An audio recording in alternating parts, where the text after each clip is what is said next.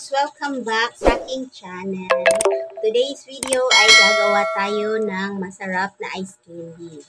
Dahil summer ngayon, gagawa tayo ng ice candy guys dahil samantalahin natin pag-init at mabenta ngayon ang pagkain malalamig. Kaya extra income nito guys, gagawa tayo. Ito guys, nakabalot na ako ng dalawa. 5 piso isa nito guys, dito sa amin. Yung mga bata bumili nito guys. Ayan. Ang flavor nito ay mango.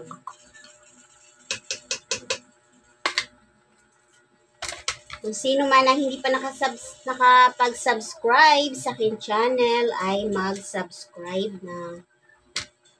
And hit the bell button para ma-notify ka sa aking susunod na mga video. Sumisilip yung aking hubby. Mayayain siya. Ganito lang ang paggawa ng ice candy guys. Ang flavor nito ay mango. Ang mga sangkap nito ay gatas, cornstarch. Yung gatas guys na ginamit ko, condensed flavor mango. Para mas masarap lalo, diba? Tapos nilagyan ko din siya ng mga ginayat na mangga. Tsaka asukal syempre. Maingay na naman si Puchi. Okay. Next. Bye-bye. Bye.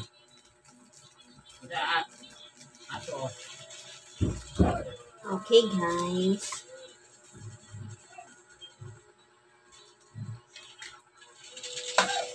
Gawa tayo ng ice candy. Hi!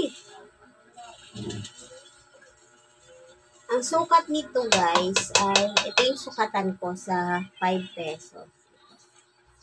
Ang sukat nito ay 1/3 cup.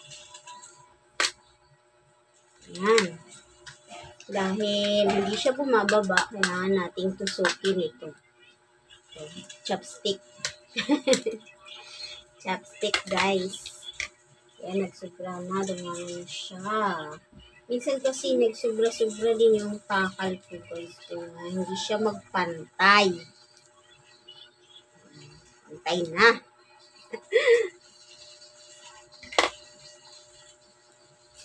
Ayan.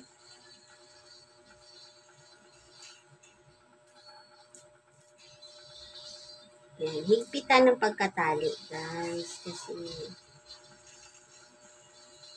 para maganda siya. Hindi siya luyat ba? Hindi luyat. Sa Bisaya. Ayan. Thank you for watching guys. And see you on my next video. Bye-bye.